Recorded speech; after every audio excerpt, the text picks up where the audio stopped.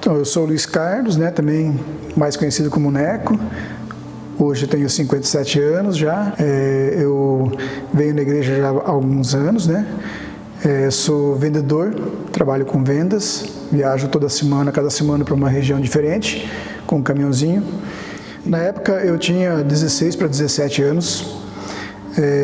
Eu pegava a lotação num ponto de ônibus em Foz do Iguaçu, morava em Foz. Na época eu trabalhava no Banco Mercantil de São Paulo, em Foz. E havia uma menina que pegava o mesmo ônibus que eu toda semana. Ela ia para o colégio e eu ia para o trabalho. E essa menina sempre me chamava atenção, porque ela era muito bonita. E um dia ela voltou-se para mim, assim do nada, eu sempre fui muito tímido, sou muito tímido. Ela me convidou para ir à igreja. E eu até fiquei surpreso, porque eu era católico, né? Eu ajudava o padre nas celebrações, então eu tinha uma ligação muito forte com a igreja católica. A minha família toda era da igreja católica, e isso para mim foi um balde de água fria, porque eu imaginava o mundo com uma religião só, a católica. E eu colocava todas as outras religiões num pacote só, como se fossem todas iguais e que estivessem todas erradas. Quando houve esse convite da parte dela, foi um choque para mim, né? De momento. Mas aí foi passando o tempo, a gente foi se conhecendo mais, conversando. Ela voltou a me convidar para ir à igreja. Então, no sábado de manhã eu resolvi ir. Fui à igreja, né? E, para minha surpresa, não aconteceu nada daquilo que eu imaginava que fosse acontecer, né? Eu esperava que baixasse espírito, essas coisas todas, né? Aquelas orações gritadas. E o que me encantou assim bastante na igreja foram os hinos cantados de forma harmoniosa, bonita. As pessoas iam ao piano, tocavam. Eu ficava maravilhado de ver jovens de 17, 18 anos e tocar o piano, tocar violão do jeito que tocavam. E isso foi mexendo bastante comigo. Mas eu nunca deixei de ir na igreja católica. Eu tinha uma ligação muito forte com a igreja. Então, aos sábados eu vinha na igreja adventista e aos domingos eu ia na missa. Na época eu tinha 17 para 18 anos. Eu era um adolescente, né? E assim eu estava conhecendo, por isso que eu me perguntava sempre por que existiam assim tantas religiões no mundo, né? Por que eu me questionava. Então eu senti que era a igreja certa quando eu comecei a comparar o que estava escrito na Bíblia. Eu tinha em casa, como eu trabalhava no banco, a gente recebia assim muitos vendedores. E eu tenho até hoje na minha casa uma Bíblia desse tamanho assim, onde a primeira folha da Bíblia é a foto do Papa. Então eu tinha essa Bíblia em casa, né? Então, quando algum pastor falava alguma coisa para mim no sermão ou no curso bíblico, eu não olhava na Bíblia do crente, eu olhava na minha Bíblia. Então, eu ia lá para casa, pegava a minha Bíblia e ali eu olhava para ver se realmente era o que ele falou, o que estava escrito.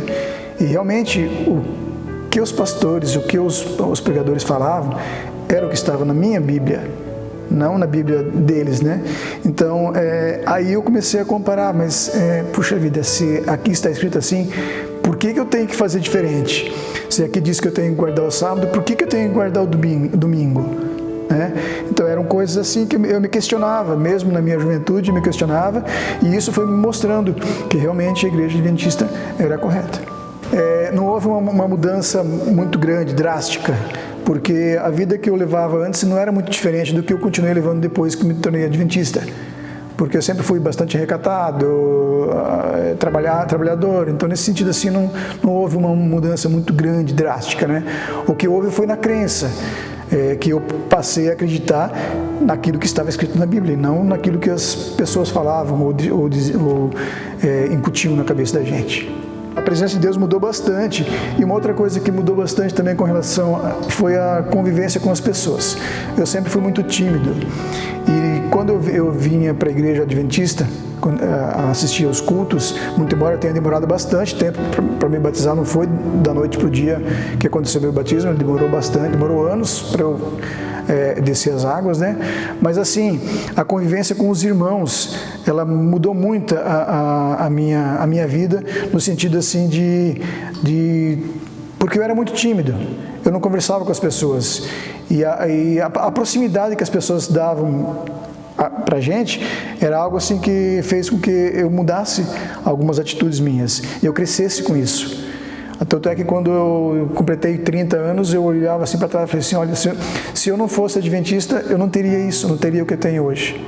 Olha, a gente sempre tem altos e baixos, né? Então, às vezes a gente espera uma coisa e não acontece, e às vezes a gente quer a coisa da forma como a gente quer, não como Deus quer. Então a gente às vezes cobra Deus, né? E ao cobrar Deus, a gente acaba imaginando que Ele se afastou da gente, mas na verdade é a gente que está se afastando dele, né? Olha, eu me vejo assim, uma pessoa tranquila, né? Bem mais tranquila do que eu seria se eu de repente não fosse adventista. Eu me vejo na igreja, me vejo uma pessoa que está se preparando para ir para o céu. Eu me vejo ajudando de alguma forma, não sei se talvez da forma correta, mas naquilo que eu posso, ajudando a igreja. Então seria mais ou menos alguém que deseja ir para o céu, né? Olha, a igreja do Country, ela significa bastante para a gente como família. Na época que nós fomos convidados para vir para cá, a gente até pensou 2, 3 vezes por conta da Catrine. Nós não sabíamos se ela iria se adaptar aqui ou não. Ela estava entrando na juventude, a igreja central tem a classe dos jovens, aqui a gente não sabia se tinha ou não. Então, a gente fez meio que uma experiência, né? Falei, vamos lá ver, vamos ver. Se for aquilo que se a gente se agradar, a gente fica. E já faz mais de 2 anos, quase 3 anos que a gente tem vindo aqui. E quando eu vim para cá, a gente acabou montando a classe dos adolescentes aqui também, na igreja do Country. E é muito gratificante você ver os jovens participando. E mais gratificante ainda é quando você vê um adolescente seu cantando, fazendo oração, participando da igreja, sabe? Isso é muito gratificante pra gente. Eu sempre falo assim, eu não tenho dom de cantar, vocês nunca vão me ver pregando aqui ou cantando, mas quando eu vejo um adolescente fazendo isso, eu me identifico com ele. Eu me realizo através da participação dele, tanto cantando quanto pregando. Eu acho assim fantástico a capacidade que eles têm de fazer esse tipo de trabalho. Como cristão, eu acho que a gente tem o maior desejo de ir para o céu e levar o máximo de gente possível conosco, né? Principalmente as pessoas da família.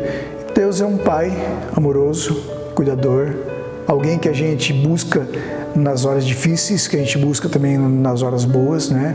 Mas principalmente nas horas difíceis a gente busca, né? Eu lembro de algumas vezes que alguns anos atrás eu sofri um acidente muito grave. Nós estávamos indo para Curitiba e o carro capotou, ficou com as rodas para cima. Eu bati muito forte a cabeça no chão. Houve cortes, houve sangramento. Aí a Jane, ela desesperada, saiu do carro. Estava meu pai e minha mãe junto com a gente. Ela pedia por uma ambulância e você, à noite, num lugar nenhum ali, de repente para uma ambulância. Então, são respostas assim imediatas que você tem. E a ambulância me pegou, levou para Irati na época. Então, são respostas assim imediatas. Outra questão com relação à própria Catrine. Ela foi bastante difícil a gente ter ela. A Jane, ela perdeu um neném por ter ficado na trompa, né? Ela teve que fazer tratamento, achamos até que ela não poderia engravidar mais e logo depois ela acabou engravidando e hoje amanhã ela faz 25 anos, né? Então, são momentos assim. Então, Deus é esse cuidador, esse protetor. Na hora que você precisa, você estende a sua mão e Ele está com a mão dele estendida. É você que tem que pegar nela, né? Então, é esse paizão aí mesmo.